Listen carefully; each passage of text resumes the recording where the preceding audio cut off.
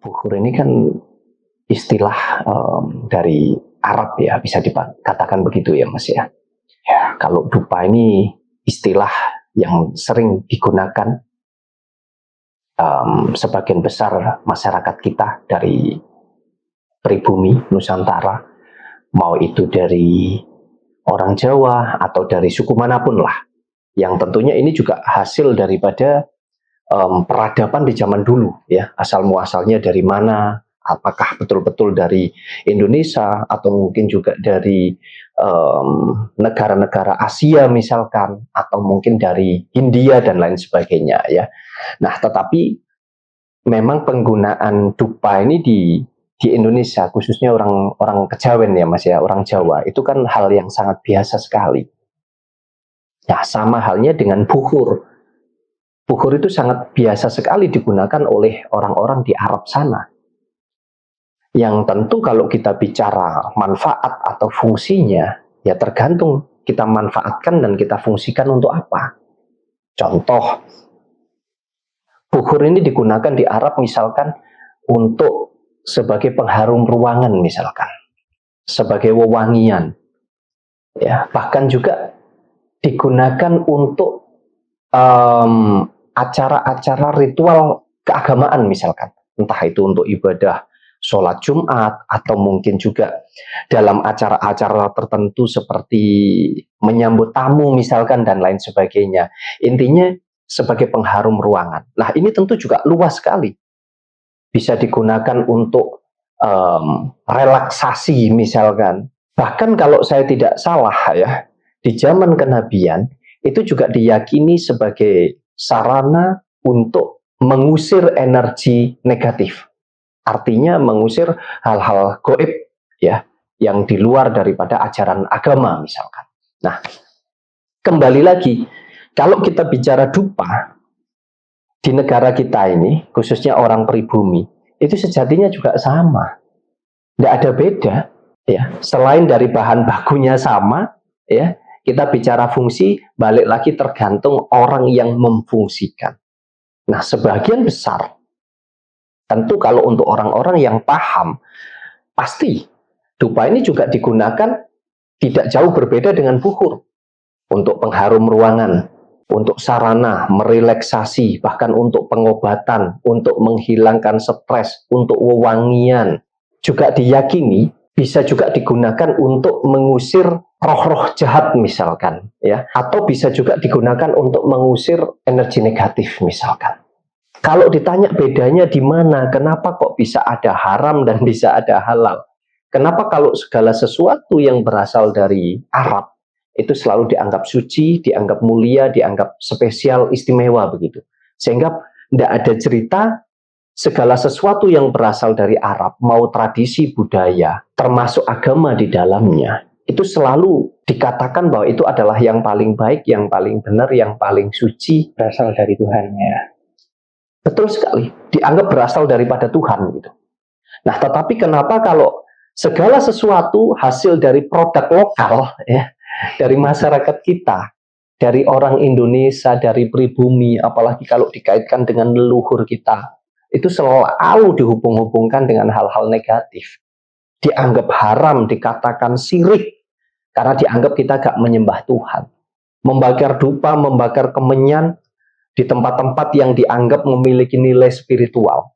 Mau itu ke makam, mau itu ke punden misalkan. Bahkan kita membakar dupa di rumah saja, membakar kemenyan di rumah, itu selalu dihubung-hubungkan dengan misalkan pesugihan, ya, dianggap kita ini menyembah berhala, menyembah makhluk gaib misalkan. Itu kan persepsi orang yang tidak paham begitu Mas Yahya.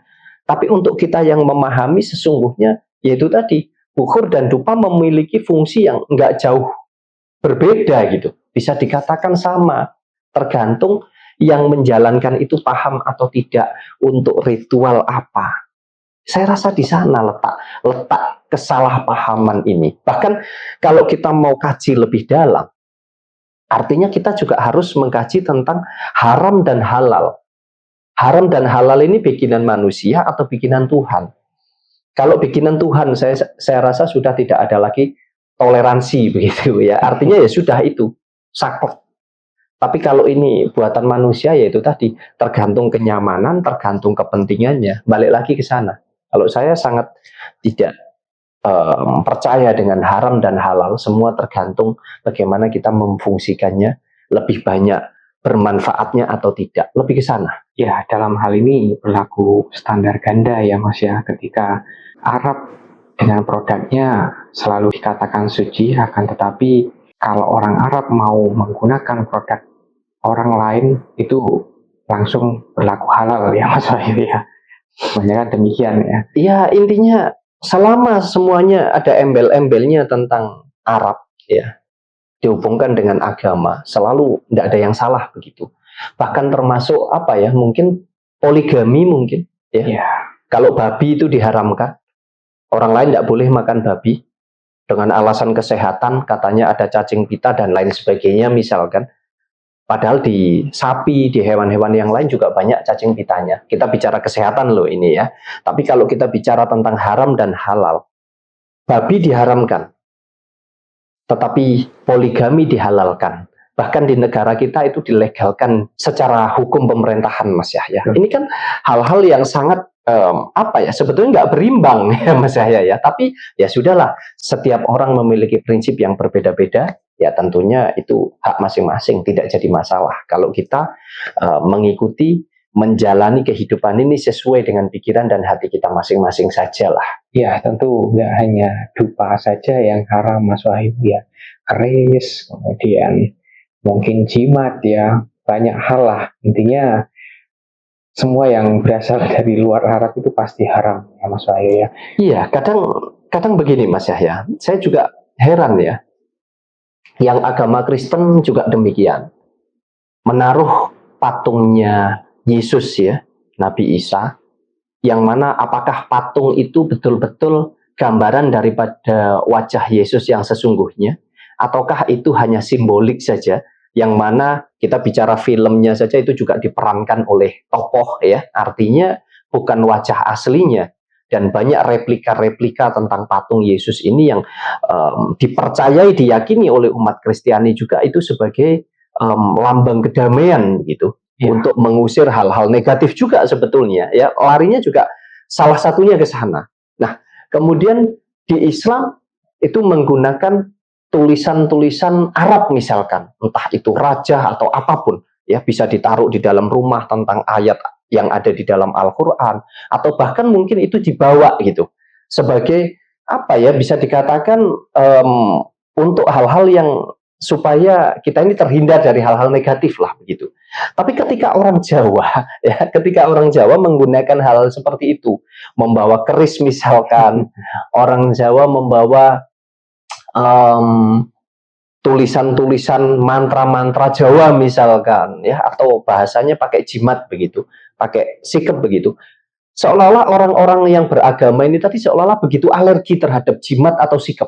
Tapi mereka sendiri juga gunakan itu, cuman beda istilah saja. Beda nama ya. Beda nama saja. Nah inilah hal-hal yang kadang ini pembodohan ya, membuat kita itu jadi sempit berpikirnya. Tapi kembali lagi ini karena apa? Ya karena dogma ya. Tinggal kita mau berpikir luas atau tidak, kita mau menggunakan batiniah kita secara lebih mendalam atau tidak, lebih ke sana memaknai semua itu. Ya, bukankah semuanya itu tergantung niat dari dalam diri kita, Mas Wahyu? Sangat. Ya, sangat. Jadi semua tergantung niat dan tujuan kita. Satu contoh, para mbah-mbah kita di zaman dulu pergi ke ladang, pergi ke sawah, pergi ke hutan, pergi ke gunung, membawa sesajen. Dalam rangka apa sih? Meminta kepada Tuhan, Sang Pencipta alam semesta ini, supaya diberikan keberkahan, diberikan kemudahan, kelancaran dalam segala aktivitasnya. Sebagai bentuk rasa ucapan syukur kepada alam semesta. Dengan menggunakan wewangian itu, bisa membuat mbah-mbah kita di zaman dulu itu fokus di dalam berdoa, di dalam memohon misalkan, sebagai wujud ekspresi saja. Nah, tetapi berbeda ketika sekarang ini itu dilakukan, ya, itu dianggap sesuatu yang bersifat, wah itu syirik, itu tidak benar, Masa ia pergi ke hutan, pergi ke sawah membawa sesajen begitu, membawa tumpeng dan lain sebagainya. Ini kan hal-hal yang sudah mulai dipelintir bahkan diputar balikkan, bahwa seolah-olah semua produk dari orang Nusantara, dari pribumi ini dianggap haram, dianggap syirik, dianggap nggak baik, selalu dihubungkan dengan hal-hal goib gitu. Tapi segala sesuatu yang berasal dari Arab dengan menggunakan bahasa dan istilah Arab dengan kemasan Arab, seolah-olah itu adalah yang paling suci, yang paling mulia begitu. Bahkan kita bicara tentang ruqyah saja Mas Yahya, ya. Ruqyah ini kan berasal dari Arab gitu ya. Sehingga itu juga dihalalkan begitu. Itu kan juga untuk mengusir jin juga Mas Yahya ya, mengusir setan begitu katanya. Padahal di pribumi sudah ada istilahnya ruatan. Sebetulnya hanya berbeda tata cara. Tinggal kembali lagi kita mau menggunakan yang mana. Tapi jangan kemudian kita sok-sokan merasa bahwa oh itu loh yang paling benar, yang paling halal, yang paling suci begitu. Tapi kita melupakan tradisi budaya daripada warisan leluhur kita karena dianggap nggak sesuai dengan syariat agama Mas Yahya.